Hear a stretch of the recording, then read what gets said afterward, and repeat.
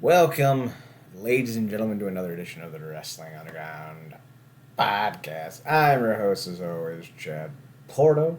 Joining me is the glorious host himself, co-host himself, Marcus Green. Marcus, how the hell are you? Good man, it's Tuesday. We live. Talk some wrestling. So we were going to talk about things last week, this week, that we had made mention of, and I forgot all those topics, so they're dead now. So we're starting off with a whole new host of other things. One of the things I want to talk about real briefly is the biggest heavyweight boxing match maybe since the 70s, maybe 60s. Alexander Usyk took on Tyson Fury to unify the championships for 2 weeks anyway. Um, and it was considered a mismatch. Fury was like, I'm going to beat a very good little man. It's not going to be a contest. And Usyk killed him. he beat the shit out of him. It was one of the most dominating performances I've ever seen. I shouldn't say dominating. It was one of the most impressive performances, though, I've ever seen. His ability to work through the reach, pound the body. He rocked him so many times that the referee saved Fury at one point. It was a glorious showcase of brutality, and Usyk deserved every victory he got from that fight, both in the ring, the championships, the acknowledgments from the media, everything. He's fantastic. Best heavyweight boxer going today. One of the best of all time. Had to mention it. It was a highlight of the weekend for sure. Also went to a pinball and old school arcade about an hour plus from me. It was a very chill experience if you're into old school arcade games. It's certainly the place to be. I forget what it was called. It was like old timies or old timers or pinball something or other. I forget the name of it. I'm not good with names, but it was chill. I liked it. I might like pinball now. Not so much that I would go to a convention, which apparently that's a thing, but yeah. So Marcus, yeah, that was my initial weekend. What was your weekend like? Did you have fun? Yeah, man, good stuff. Kind of chill. Ended up binging that new the Netflix Last Airbender show. Any good? That was Yeah, I liked it. I dug it. I'm somebody that kind of wasn't really into as good as the show was, the animated as everybody else was. So I kind of was probably in more into the live action and not so nitpicky of everything as everybody usually is about these live action adaptations.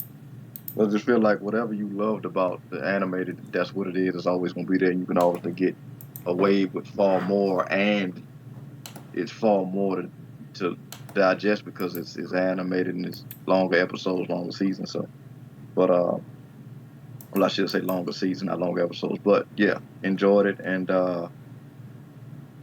some interesting fallout from the playoffs as well, basketball anyway. That was intriguing.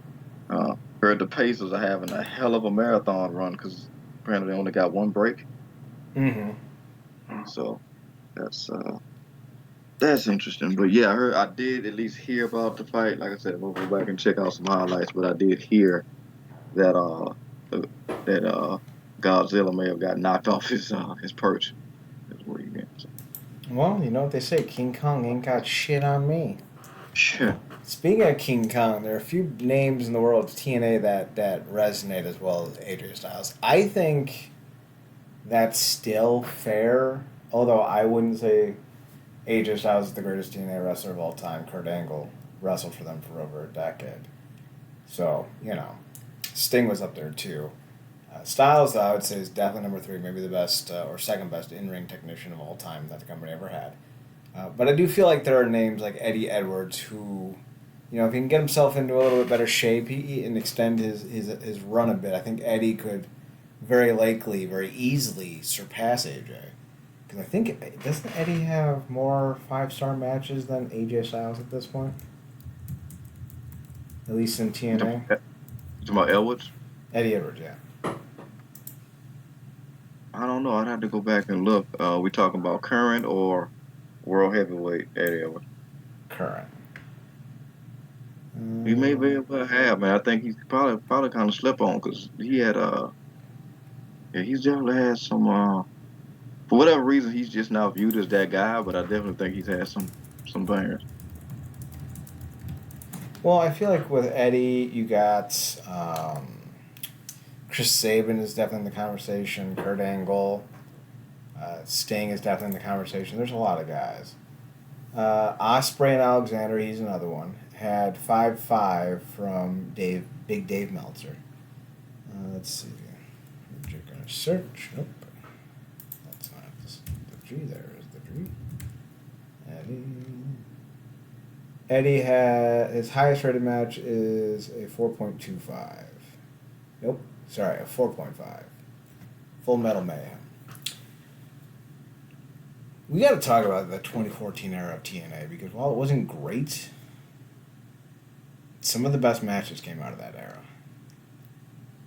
I think that's worth talking about. That being said, you had made mention that AJ was asked if he'd ever return to TNA to do a final match, and it does seem like he's been corporate-fied.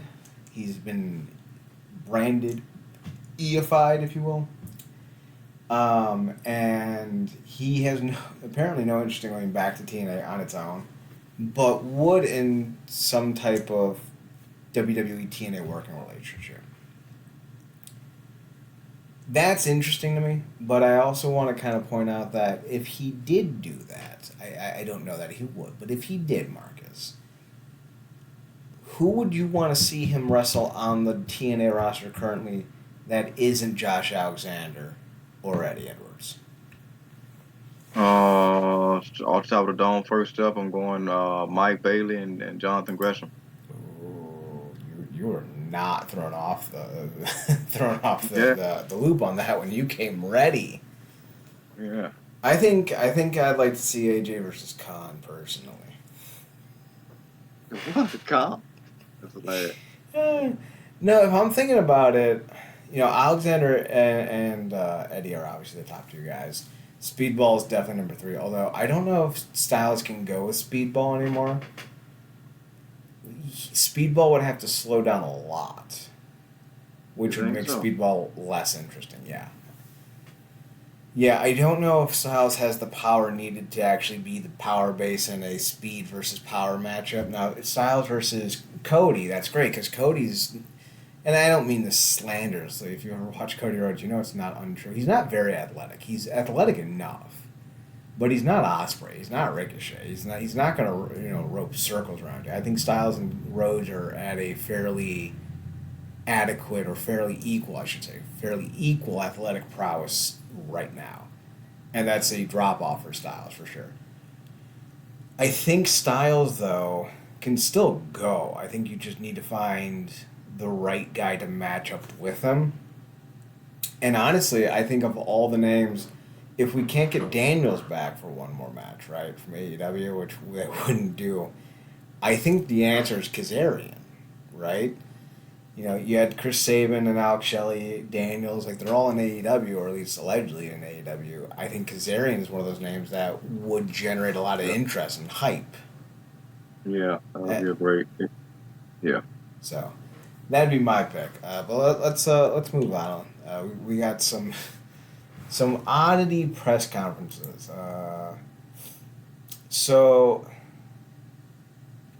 Speaking to former WWE personality Matt Kemp, he talked a little bit about press conferences in WWE.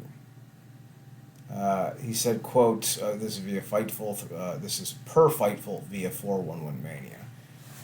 When it comes to the press conferences, he says, "I know that these post-show press conferences have been quite the lightning rod of conversation. When they were brought back for War Games 2022 in Boston, I had done a show there. Kayla and I had done the bump. Michael Cole called me and said, 'Hey, if you're still available, can you do the kickoff?' Sure, I'm there. When I was there, I knew about the press conferences. I went to the head of the WWE Digital and I said, 'Hey, I know you're doing press conferences. I would like to be part of the conference as media.' I put media in quotes because you guys know where I worked. I worked in WWE. I said, 'Listen, I just want to cover the show as a credentialed press member. Obviously, none of that is real or anything. It's a scripted show. Everything about it is scripted. They just wanted to have this post-show press conference.' I said, 'Can I just go in there and ask a question?' I talked to them. I talked to a name that has come up in wrestling world a lot more. I talked to Chris Lettingel, who is now very important to WWE in PR, he kind of gave the heads up, hey, you can go ahead and do this. We'd love you to ask a question. You know why? Because I was a reliable person to ask a question. I wasn't going to say anything crazy. I worked there. Nothing crazy was going on at the time. Not like it's been the last few months where Triple H just fumbled and stumbled at some of the questions about the lawsuit of Drew Gulak. About a lawsuit or Drew Gulak. Excuse me. This was a pretty quiet time, all things considered. I just wanted to ask about the show. I remember asking Herman a question and asking Sammy a question. I'm sure you can go back and watch the footage. So I'm just going to ask a question. I want to be part of something we put on for the bump, but we never ended up putting anything on the stuff on the bump. A take for it, what you will. I wanted to just be part of the show. We're going to ask questions. Da, da, da. So, WWE press conferences are fake. Margaret, are you surprised? No, I mean there's a lot of it's acting. It's vision, and a lot of those times, particularly those rooms, a lot of those individuals have kind of always felt handpicked just because like, even if you couldn't recognize certain names, you recognize voices. Obviously, though they oftentimes call out who they're associated with or their company or whatever, but a lot of that stuff is kind of always felt um, orchestrated outside of maybe that press conference where people was immediately asking Triple H about Vince. But even that is probably screened to a certain point, perhaps. So, um, just to be like, this got addressed in a certain way, and these, those questions got. As we remember, it was horribly answered by Triple H. It ended up being to the point where Cody had a better answer to the Vince stuff than he did. But we know most of the stuff with WWE is orchestrated or contrived because they got to kind of dictate everything. So I think it's sad that this is reality. I know it was. Like, obviously, Triple H shunning people because he got asked a real question clearly is an example that he's not the guy you think he is. But to know that they're really only looking for Saul, it's very much a TKO thing. To be very clear, this is a TKO thing that they like. They don't like any hard questions. They don't like any serious questions. They don't want you to actually pull focus from the entertainment aspect. But I feel like as long as you allow wrestlers and the news to be as prevalent as it is on social media, specifically with the wrestlers, the more they pull back their own facade and mystique, the more they invite criticism to the situation. And I feel like people don't realize that. I feel like people don't really understand that we don't actually want authenticity. We just don't want to know the truth. It's very easy to like somebody if we don't know what a scumbag they are. But if you keep showing your ass, we're going to know about all your pimples. And WWE needs to realize this, and they need to realize that when they do things like inviting talent to post on social media or by inviting talent on press conferences, all you're doing is inviting them to show their ass, just like Triple H did. It's not great. Although some of this interview that this Matt Kemp said is hilarious because like he's burying some guys. Apparently, it's someone at the press conference that he was at the Royal Rumble, plugged their website and the cost of it when they were asking a question. Oh my god. This is an unserious industry. they say their website and how much to get behind the paywall. That's hilarious. Yeah. Uh, that's I guess always be selling, but Jesus. Um, yeah, I mean you 100% right about that, man. They either don't want the actual truth or they want the truth that they already seem to have confirmed in their head. So it's which is we 100% made up fairy tale BS because most people only paint the picture that makes them feel good about what they're looking at. So, um, and then when they get confronted with the reality of it, they come up with 3,001 excuses about why it's not what it's appearing to be. So it's one of those weird things. But to your point also about, and this is an AEW problem as well. Like you can't like when some of your talent like looks good, but mentally or emotionally they're basically feral. It's only so much you can do by the time they get on the mic, Mm-hmm. and you know. That's been an AEW problem a few times. So WWE is a little bit better with it. But they're kind of aware because they've had so many rules in the past. A lot of them are probably still honed by the old regime or whatnot.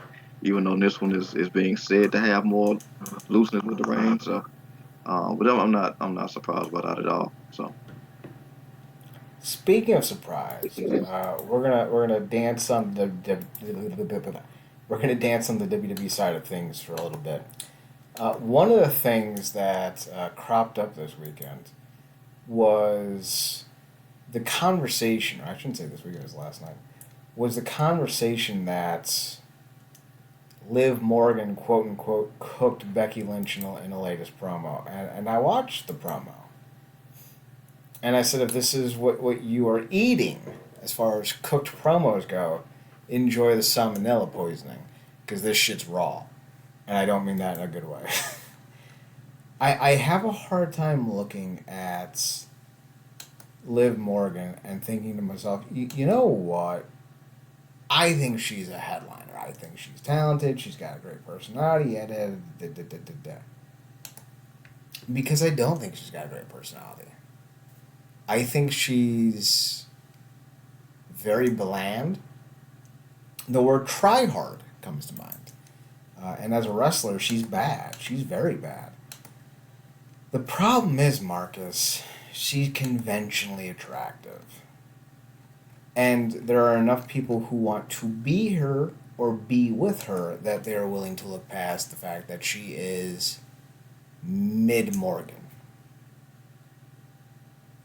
And I'm sorry, but we need to get past this point in time where we're just letting any old people get the rock. We need to be done with that. There's no more, well, they deserved it. Do they sell tickets? Do they have great matches? Do they make moments? Do they have the ability to cross the ecosphere, the ecosystem? Can they transcend today's wrestler and become tomorrow's legend? If they can't do that, they don't get the title. They can have the tag title. They can create a women's mid-card title. That's their belt.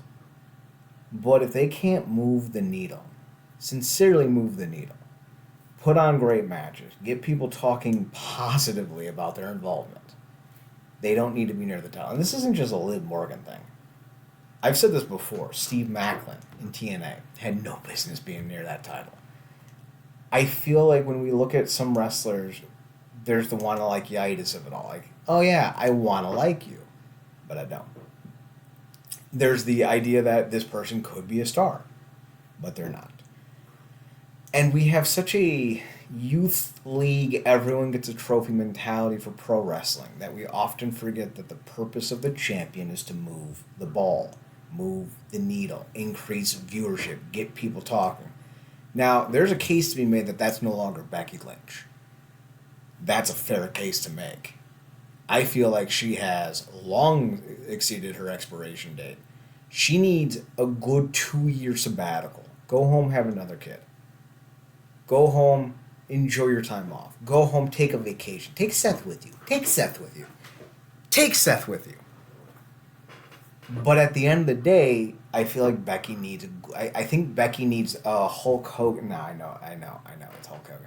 I feel like she needs a Hulk Hogan kind of layoff, where Hogan from what was it, June of '93 to July of '94 was not on pro wrestling television. Could not be found, and even before that, he was gone for most of the last year. When he came to WCW, people forget they had the best business of their freaking foundation, like through the Jim Crockett NWA years to that point. Hogan's arrival in 1994 was, I think, the most profitable they had ever been. I think Becky Lynch has that. I don't know if she's definitely not a Hulk Hogan era draw by any means, but I feel like if you take her off TV for 18 months, you let the merch die down, you don't promote her, you don't hype her, and then you bring her back in 2026, early 2026 for the Rumble, I think you can rejuvenate her. But Liv Morgan's not the answer to take the belt off of her. I don't know who is. They've done such a piss poor job building out their women's division. I don't know who's hurt anymore. I don't know who's healthy. Like, there's a lot of names that could do it, but I don't feel like there's anyone who's ready to do it. Because I don't want to just keep seeing transitional champions holding the belt for 18, 24, 60 days. You can have quick title reigns, but make sure that the person who has it is a legitimate contender. Otherwise, you just end up, oh yeah, they're a former champion, and it means nothing. You dilute the idea of a former champion, you dilute who they are. It doesn't do good for anyone. But Marcus, I'm going to throw the question to you: is Liv someone you want to see take the reins and run?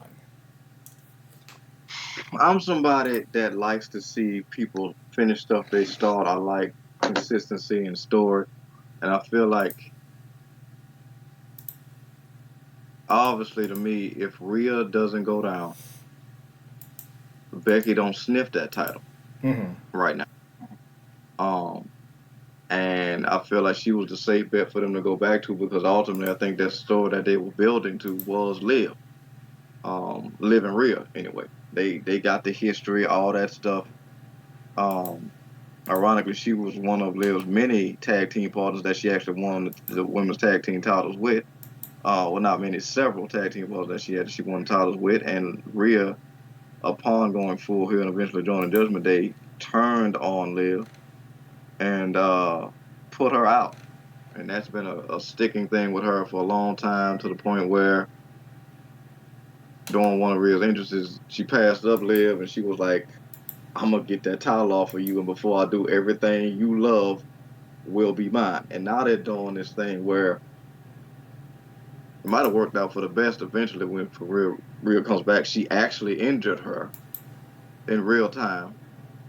And now there's this thing where she may or may not be doing some weird collusion with Dominic behind the scenes. So to me, like I would personally like to see that brought to fruition. Obviously, they're having to kind of cut through that and get her at least to a title match with Becky. I don't know if they're gonna have her drop it, and do a thing where she holds it until Rhea returns and then close it like that. But much like you, I'm not that big a fan of Becky either. I appreciate the work that she puts in, but I'm not that big a fan of her character. Certainly, her not on the mic. It's hit or miss. Most times, miss. Particularly when she has to go long. Particularly when she doesn't have somebody that can kind of put her in a spot to kind of really go there when she needs to emotionally. As for Liv, though, I feel like she's come leaps and bounds from where she was when she was seemingly the odd woman out. Um, and what was the name of the group with the Riot Squad? Because ironically enough, since that group disbanded, she's become the most successful member of that group, and essentially Ruby Riot was poised to be uh, the front runner for that. So there's some irony in that. But in terms of mic skills, yeah, she's not blowing nobody away on the mic. I think she is confident. I think to your point, she does have a conventional blonde beauty attractiveness about her. She also has this quirkiness about her that dudes like a Barbie slash goth type of style that a lot of people are into. We see the height of it with Rhea Ripley, so she, kind of, I guess, gets it done for a lot of guys. But to me, she's improved a lot in the ring and as a character in certain instances. And I think going back to when we was having those conversations, I think all the way back to our brand banter days, um, watching her turn up the aggression level, I think that's aided her. But again, with the promo off, it's her going against Becky. That's not exactly a high type of thing. It's not like Becky is the CM Punk of the women on the mic. We're having a different conversation if AJ is on the mic, if she came back and was on the mic. Um, but yeah, it's I'm probably on the other side of it. Like she's definitely not Charlotte. She's not Bianca. You can go off some other names, but I think she is far more competent than a lot of people try to give her credit for. But I also agree she probably thrives best, like you said, in the mid card thing if they had a title for that, or where she was, which is the tag team thing.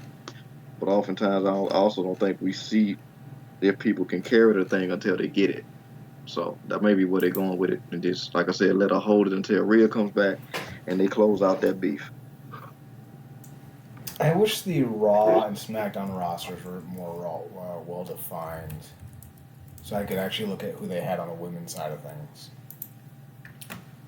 Let me see, because like I feel like right now, if we're talking about the biggest names, who Yeah. can actually carry the brand, most of them are on SmackDown, and one of them I think, because I feel like so like it's gonna be a little mean, but it's true. I feel like if you want to get, um, what's your name from AEW? You talking about not Dion, you talking about Monet? No, no, she came from AEW. Tag team champion with Bianca. Jade Oh, Cargill. Jay I Cargill. feel like you put Jade Cargill with Naomi to win the tag titles because Bianca is an ace tier player. And I feel like her being part of the tag division isn't a bad thing if she's on SmackDown with Bailey, but I also feel like you're hindering the Raw scene by not having her be able to move over to Raw and be champion. Let's see. Raw women, Alba Fire.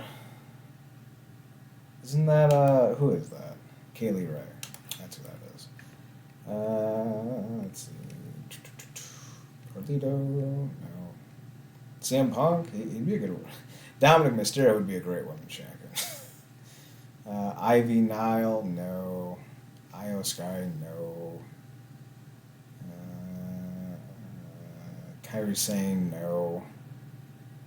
Karrion Cross is kind of like a girl. Isn't Kaden Carter's tag team partner Katana Chance? Who's Kaden Carter's tag team partner from NXT? Do you remember?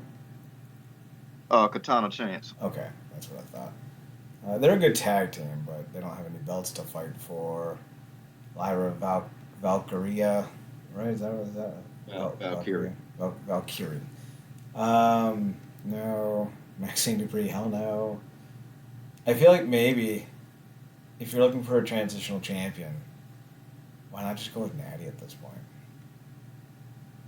It's funny you said that because she's been on a string of banger matches, probably in the best shape of her career, and actually been getting a lot of praise in said matches for kind of being underrated. Um, because she recently had that underground match with Lola Vice in NXT, and she's really been hitting some interesting strides. Like we've been talking about her for years, and she's always kind of been the go to uh, all purpose player for them. But I do think she's always ready to kind of be put in that position, and probably now more so than ever. But they have to give her a consistent string of wins and aggressiveness to her because that's the only thing she's been missing. We talked about it for years. She's the best on the roster in terms of straight up and down in between those ropes technical. Mm-hmm. Nobody's touching her. But when you had her basically be the Ziggler of the division when her win loss record, um, and she's basically been plug and play for so long that you can always throw Natty in there when you're trying to improve somebody, put somebody over that whole deal. And it's like, why don't you let this woman dominate the way that she can do? But again, it's kind of just she's kind of allowed herself to kind of be in that spot. But I'm definitely with you on that. So, uh, Now, I'm not a big proponent of Charlotte Flair, but where is she? She oh, hurt? she had that ACL injury, Oh, or that's that, right. or that was it Achilles injury? One of them, but It yeah. was an ACL. That makes sense. Yeah, there's really no one on this roster right now that should take the belt off of Becky, I think. Unless you want to move Bianca over to SmackDown. Or even Tiffany Stratton, who caused some social media uproars on her own with her own self. Um, but outside of those two, I don't see Liv Morgan. I just don't think she's good enough in the ring, and I don't think she's good enough on the mic to make up for it. You either have to be really great on the mic or really great in the ring. You got to be something. You know, not everyone can be a chattering teeth toy like Tama Tonga, just saying random nonsense. Oh my God, that was crazy. Oh, The yeah. midline strikes again, Marcus. Do you Yeah. remember? Do you remember in the WWE's early days of the Attitude Era, when instead of calling them bloodbaths, they would refer to the substance as red viscous liquid? That might be before me. Red viscous liquid. That sounds like something that may have been played up for jokes in Red them early TNA papers. viscous with a V, like because of the viscosity. So Yeah. they would refer to it as red viscous liquid because they didn't want to say blood. And I feel like if we're gonna dub the Bloodline 2.0 anything, it's gonna be either the midline or the red viscous liquid line because it's not exactly blood. Blood like line. It's like blood, Yeah. but Oh, not it's funny. really. Here you go. Did you ever watch the '90s animated Spider-Man cartoon? Of course. So you know they had a bunch of restrictions on what that show could and couldn't do. So you remember when they did Morbius? Ah, yes, He the was, plasma. but he was plasma. They're plasma. The plasma Plasma line. line. That actually sounds too cool to use. Plasma line. It sounds like Powerline's darker alter ego when he was tired of being a teeny bopper success in the Goofy universe, Oh, that's hilarious. where everything got slow and reverby. I feel like that's what he called himself, Plasma Line. Plasma. Speaking of lines, few people can take, deliver, or even imagine a fucking clothesline the way Gunther can. Yet there are some real life morons on Twitter who think he is quote unquote overrated. There are people who think that. I'm sure there are people who think that Kurt Angle wasn't as good as advertised. I'm sure people think that. Just because they think that, however, doesn't make them right. Stupid opinions are allowed to be your own. That doesn't make them any more than stupid, though. Like, they are still stupid, objectively. Gunther's one of the best wrestlers in the world, period. Everyone who's ever watched him says so. Some of the greatest pro wrestlers, like Kenta Kobashi, says so. To say he's not isn't to be, confrontational or flippant. It's as I said before, it's just showing your ass. Like you've shown us the whole moon now. Like we get it. You're stupid. But Marcus, I value you and your opinion, so I want to ask you: do you think Gunther's overrated? Do you think he has just 5 moves? Do you think he is just a suplex machine? Going off what they saying, by the way, as we always have kind of alluded to or said on this show, as the saying goes, it's better to let people think you're stupid than, Open your open mouth your and mouth and remove all raw that. doubt Yeah. or tweet. Um, which there's no shortage of. But yeah, I want to ask that person how they feel about Brock. Yeah, Brock is fairly limited in the ring. That might be more due to laziness, though. Yeah, I mean, but that's one of them things where I've kind of almost had this joke in my head where like I vision Brock going hunting and he's getting ready to set up a shot and his gun jams and he just goes hands on with a stag. And I was that's one. imagining a bear. He just fucking shoots on a grizzly double A takedown. You know what? Because it's him, it's really plug and play. It's really to one of the plug and play situations. But that again, it's one of them things. But like you're only saying that because it's you're judging them by the same metric that you judging everybody else on, and that's just it's really not fair. It's disrespectful to the guys like Brock and Gunther, and it's disrespectful to the other guys too because they just not on that level. Like I'm guessing the guy was like he's all chops. I'm like, do you know what one chop, one chop from Gunther might as well be like 10 Germans from somebody else? Like I don't even want to imagine. Like somebody just needs to sit down and interview Sheamus specifically on like the turmoil he's had in the aftermath of his matches with Gunther. And that'll probably be a riveting interview because I feel like it's different levels of hell each time. Um, but I think we going off a bunch of people who are watching this stuff every week don't really know what they're looking at or what to look for, but they trust their eyesight 100%. And it's not good. It's not good. I also would like to understand, would want to know who this person's favorite performer on the show is, and they probably say, um, I don't know. I'm not gonna say the Miz because I don't think that'll be one. But I feel like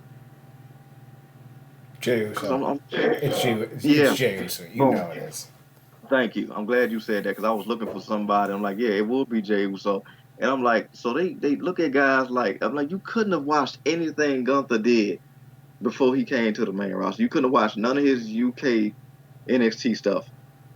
You surely couldn't have watched anything before that. And you're only judging him now based off of these matches where it's like, oh, he's doing chops and he's doing running drop kicks and stuff. And I'm like, first off, like first of all, he was a lot scarier from an aesthetic perspective when he was bigger, but he's no less lethal now than he was then. He's probably more lethal now because he's far more efficient physically. But yeah, I think it's just one of them things where guys like Dragunov, guys like Brock, you really don't know what you're dealing with until you with them. And I think it's easy to sit there from a fan perspective and just judge off what you think you're watching versus what you can tell the opponent is feeling. And it comes down, like you said, everybody entitled to their opinion, but like Nick Fury said, given that it's a stupid ass opinion, I'm you don't choosing have to to. ignore it.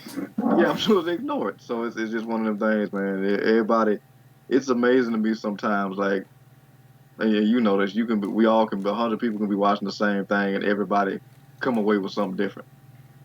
So, like you said, they probably think Jey Uso is that guy, and he's having a hell of a run. But like I said, you put him to me against guys like Gunther, Dragunov, Lesnar, it'll be a cute fight, but it ain't. That's they. I'm not putting him over those guys. They just different tiers of performers.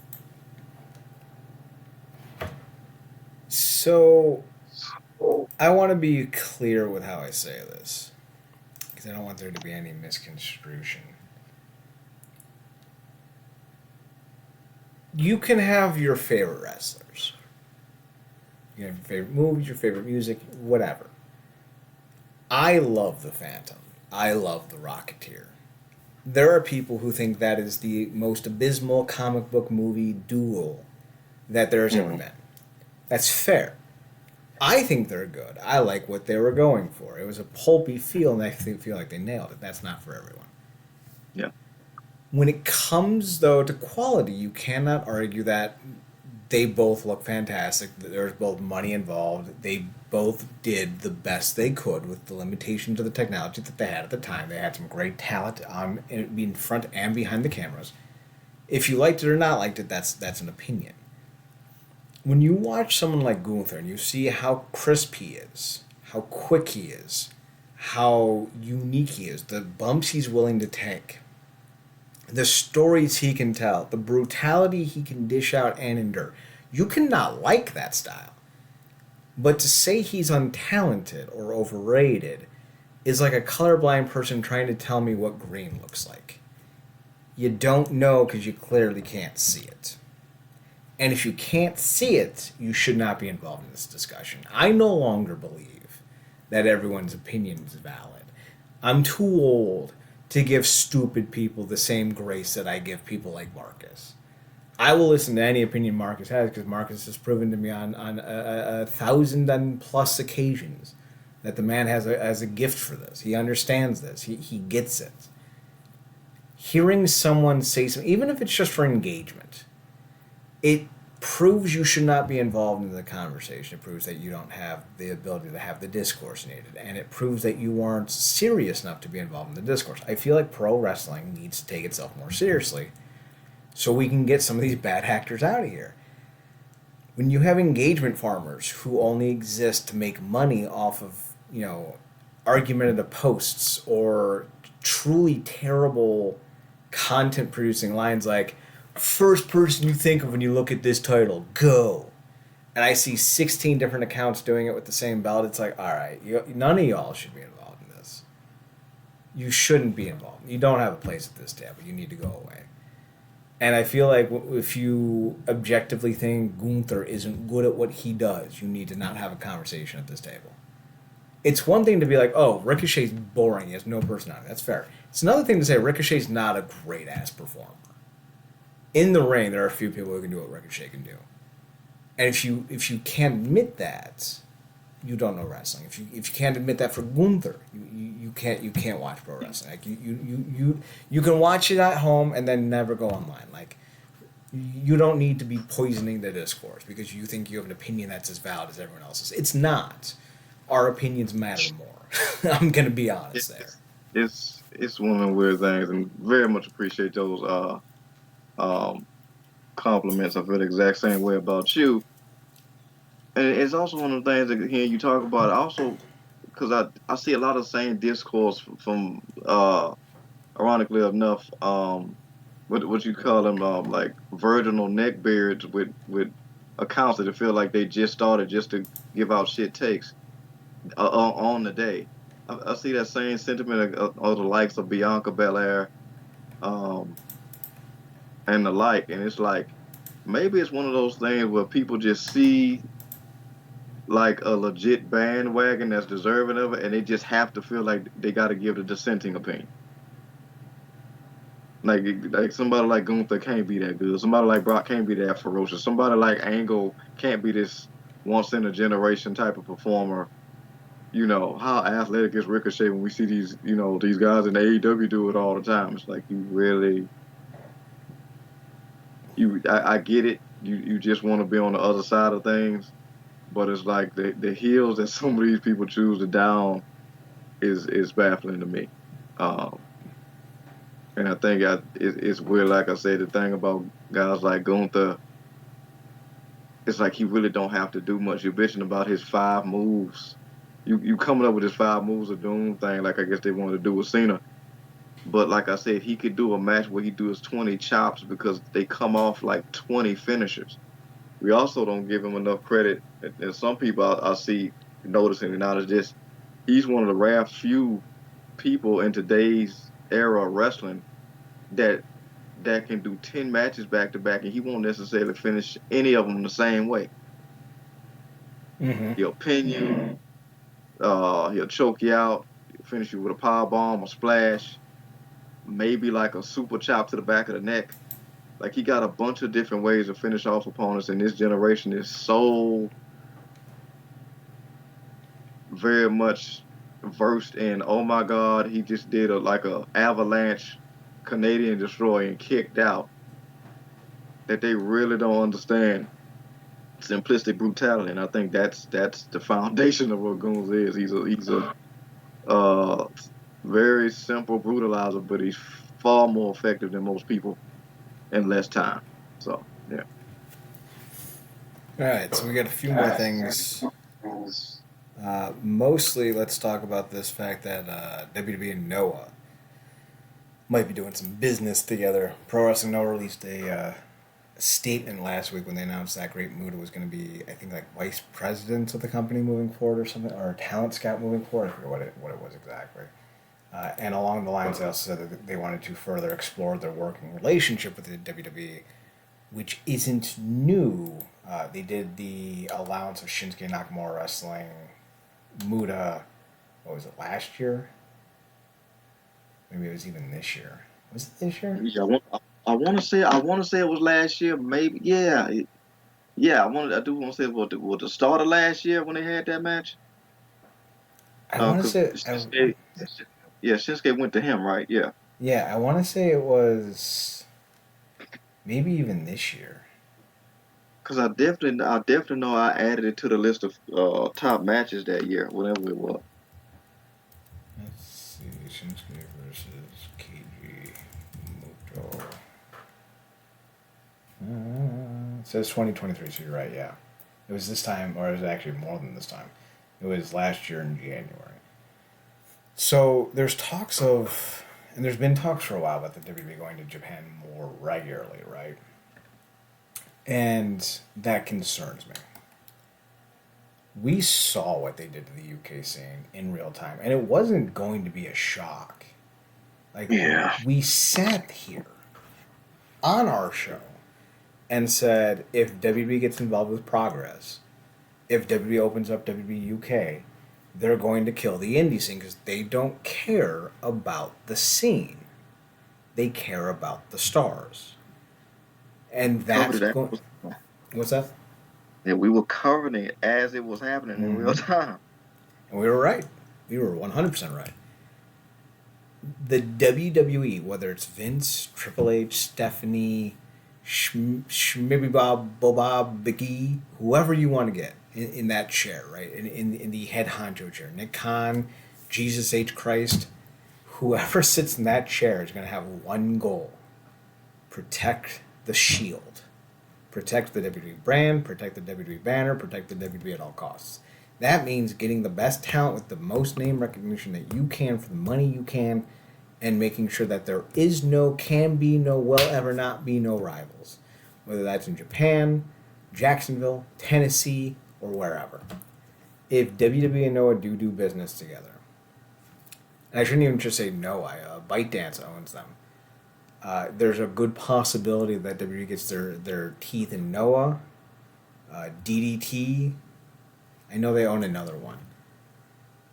And it's very possible that they start taking some of the best talent from them, killing the interest that the larger Japanese scene had. Because, like, Noah's on the come up. It's fair to say, even though Davey Boy Smith Jr. is having bangers in all Japan right now, it's fair to say that Noah's the number 2 in Japan right now. Japan as a whole economically is in the ruts. They're having a minor recession due to the inflation over there. And it's one of the key reasons why New Japan lost a lot of its top names. Not because other companies are offering so much more money, but because the yen against the dollar is not as strong. It's very expensive to live in Japan right now, even rurally. And a lot of these bigger wrestlers live in Tokyo, which is far more expensive. So that's why you're seeing a lot of guys, despite their love of the promotion, migrate out of Japan for the States. And if WWE gets involved, especially with Noah, who is having a great run right now, I think you're going to see a serious situation develop in that area where Noah, maybe a few other smaller feds out there, maybe even All Japan, can't sustain themselves due to the involvement of WWE, due to them taking away their talent. Because here's the thing, Noah has a lot of gaijin wrestlers. Kato, I'm going to pronounce his last name wrong. Kiyomiya, he's their young hotshot. I think he's like 25, 27. He's their current heavyweight champion. And then former TNA wrestler Daga. Remember Daga? I remember Daga. Pepperidge Farms remembers Daga. He's the junior heavyweight champion. Jack Morris and Anthony Green are their tag team champions. So they have a lot of guys who have English capabilities or have the look needed to get over in America. Plus, they just had El Hijo del Dr. Wagner Jr., which is hilarious because that's the son of Dr. Wagner Jr., which means there's the son of Dr. Wagner. I love it. Just fucking love it. So they have some really notable names over there. And if WWE comes a call in and starts scooping those guys up, no, it could be a shell of itself real fast. I'm not saying they were in '05 with Kenta, Misawa, and all those, and Kenta Kobayashi, but they're as close to then as they've been since then. And I feel like getting in bed with WWE, if this deal does happen, if Noah does branch out with the WWE more, I feel like that's going to set everyone back a lot. Yeah, man, it's interesting because, like I said, I feel like we covered that rise and fall of most of, if not all, of the UK scene in real time as it was happening, as built out. Basically, um, Super UK Indie NXT UK basically kind of leaving things dry for most of the scene because they took all, like I said, all the Gokus, if you will, out of there, and then kind of dissolved WWE NXT UK. And I don't think everybody that was there necessarily transitioned over. A lot of them came to the OG NXT, but a lot of them kind of phased either back into what was left of the Indies, or they got brought up, or they kind of maybe tried to matriculate to AEW or elsewhere. We got some names in TNA, but yeah, they kind of went over there and pillaged it. For a lot of the continued talk, as we just talked about last time, a lot of the savior talk that is around and about Triple H. He is very much a scout at all times, and if he can, kind of poach some guys or get people from the ground up, because we've seen his penchant for wanting to go after these real time athletes and bring them over, which had varying levels of success. I think when you look at something like Noah, it could possibly happen. I mean, look, didn't they get Julia? That's her name, right? Mm-hmm. Julia. So that's her name, and I do appreciate the fact that while there have been that in the past, I guess under Vince, that kind of persona non grata quality of either they're all in with us or they not, and they don't get acknowledged at all. WWE has had more of a penchant for acknowledging names that you just couldn't necessarily overlook, like the legends like Juice and Thunder, Shinsuke, um, obviously the legendary Great Muta, names like that you just absolutely can't deny, no matter how much corporate success your company has. But at the same time, kind of behind that, you do have a lot of opportunity, like you said, because I didn't even know about the financial situation going on with Japan. Um, but I guess it's you kind of feel that across the world right now in certain instances. But yeah, it could definitely happen with Noah. Like you said, Noah is kind of very much doing their thing. Has been a pillar in Japan for a long time.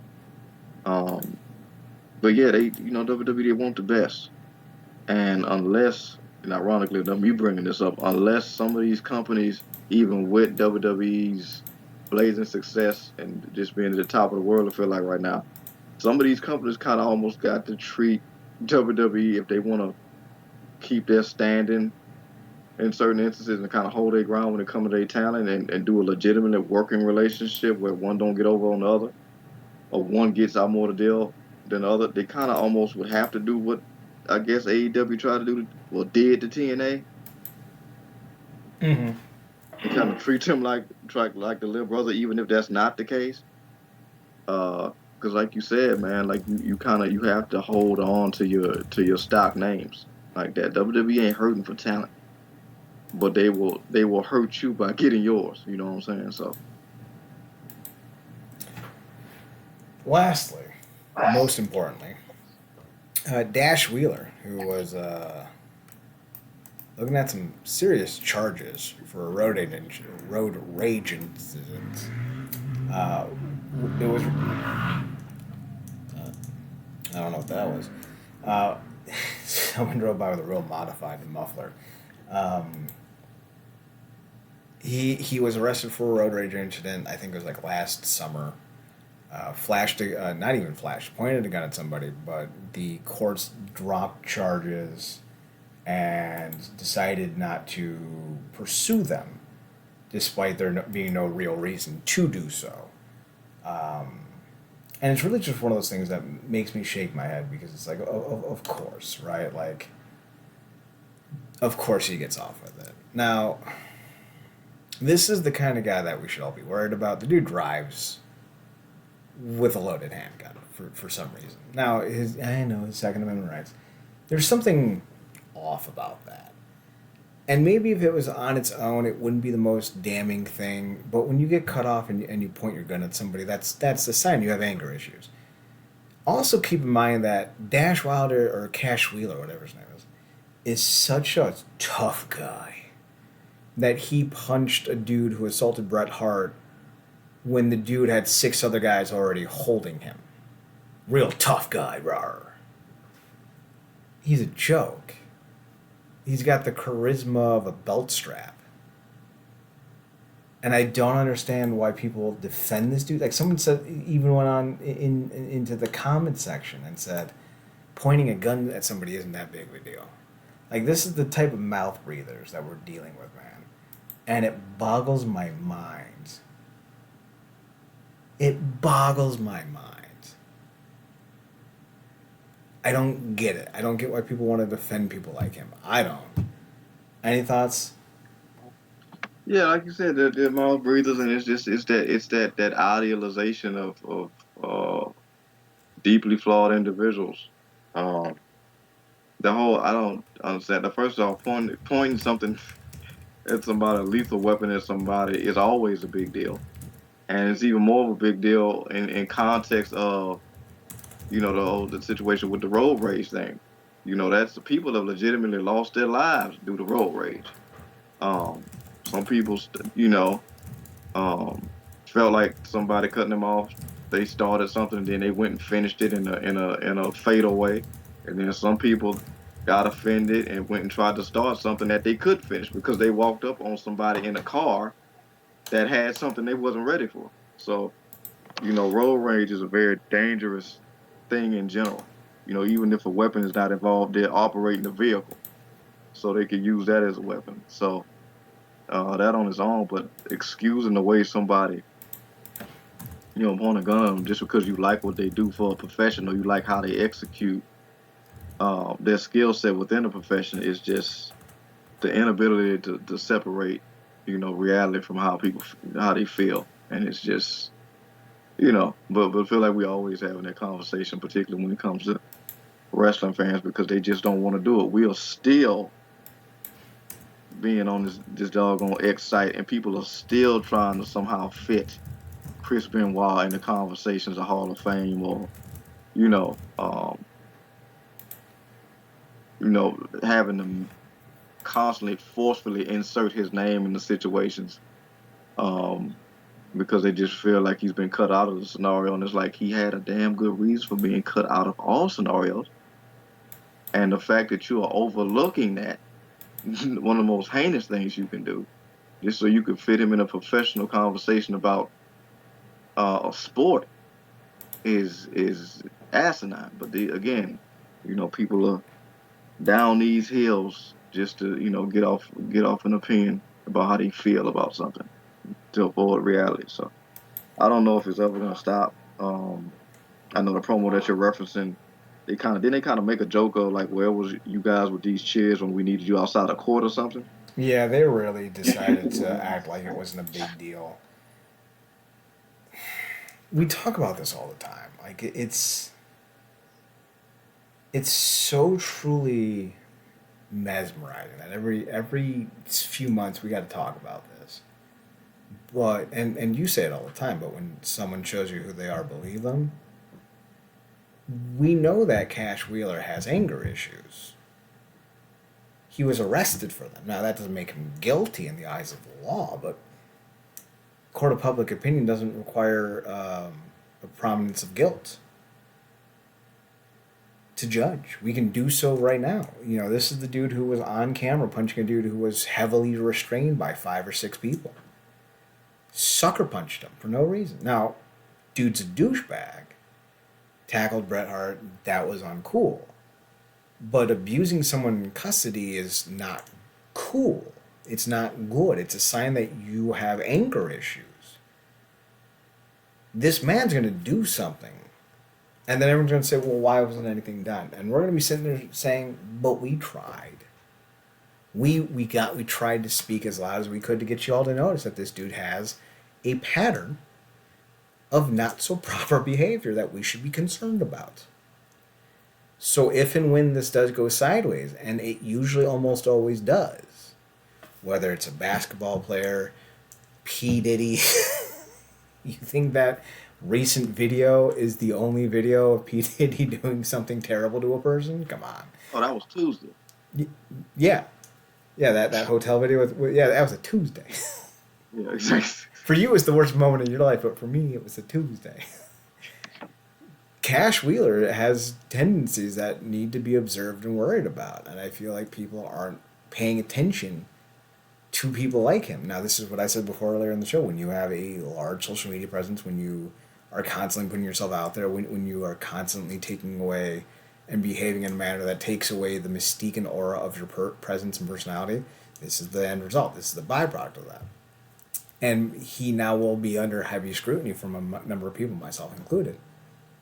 Because this is a man who got lucky, and instead of being graceful and earnest and held himself with some serious volition, like, hey, I may or may not have done something, but I'm going to do better regardless. Made a joke about it, made a mockery about it. That's not good. That's not a smart thing, especially for a company that is steeped in backstage fights. Like Andrade got into a fight. CM Punk and Jack Perry got into a fight. Who else got into a fight in that company? Yeah. There's been a few. Jimmy Havoc got into a fight at a restaurant when they were drunk. There's a culture in that company that allows personalities like Cash Wheeler to thrive. And it's going to bite them in the ass. Yeah. It's only a matter of time. Yeah, and it's ironic, and this is a very, I think a deep and long conversation to have on a different day, but again, going off of those names you were just listening, there's a through line off of those names, and maybe this is this weird thing with some very lower intelligent wrestling fans do, where they gaslight themselves into. They get told so often that the sport, this thing that they love, is fake and it's predetermined, so it's not real, that they almost superimpose your classic phrase of "wanna like you" artists on guys who project such a level of tough guyness as a character that carries over into real life. So when they find out that they actually are quote unquote these tough guys in real life, they become, almost gods to these guys. Like, oh God, he really beats up. They go hard all day, all night, like they old NXT theme song. Because what's their catchphrase? The old catchphrase, no flips, just fists. Mm-hmm. So when you find out these guys are like quote unquote tough, a la guys like Michael Elgin or some other cats, and it's like I get it, but none of these guys are tough guys when it absolutely requires it. Like, and by the way, people that are listening to Chad has all the real estate to talk about being tough guys, particularly when it comes to restraining people, because he's worked security. He's had to deal with varying levels of a-holes. And I'm sure do all manners of stuff to quell situations. But yeah, I wonder if they kind of gaslight themselves into being like, these are the real aces in wrestling, the guys who really beat up people outside the ring, or have this over aggressiveness inside a sport that's quote unquote always being said to be fake. And I'm like, you do know this is a business where guys have been stabbed and I think killed in showers. Yeah. Yeah. So like what like how where's that line? Where do you want that tough line to end? Like it's haven't you watched enough Dark Side of the Ring episodes to realize that doesn't need to become a personality trait just because they're portraying it on a real life personality trait just because they're being paid to portray that. So yeah, I think it's a deep level of disillusionment with a warped reality that we're having to watch. And to your point about the AEW, it's so crazy there because there's almost this intentional relaxed environment so a lot of these a-holes can kind of thrive. Whereas like if they're not controlled, there's a better feel because they can be loose. I'm like, if you have a bunch of feral talent under your employ, you need more restraints, not less. Mm-hmm. But that's just our business model if we were running something, so. Well, I think with that, we can call it a night. Unless you have anything else you want to bring up. No, that was it. Okay. So with that being said, let's do a rundown. You can find Marcus on Twitter at ParadoxKid, ParadoxKid. That's me. You can also find him on his other podcast, The True Penny Show, TruePennyShow, over on Twitter. You can find me on Twitter at Chad Nerdcorp, ChadNerdCRP, and on Instagram at ChadSphoto at ChadSphotoHut. We're on the website at realnerdcorp.com, RealNerdcorp. And on the Twitter at NERDCORP. That's Twitter or X at NERDCORP. We're also on YouTube and Twitch.tv, so check us out there as well. A link should be on the website, or just Google us. You can also tune in next Tuesday, twitch.tv/Wrestling Underground or The Wrestling Underground for another edition of the show. The link to it will be on Twitter. It's already on Twitter if you want to check it out now. So with that being said, we're done. Thanks for tuning in. Thanks for checking us out. Thanks for giving us a chance. Remember, as always, to watch more wrestling. And Marcus, take it home.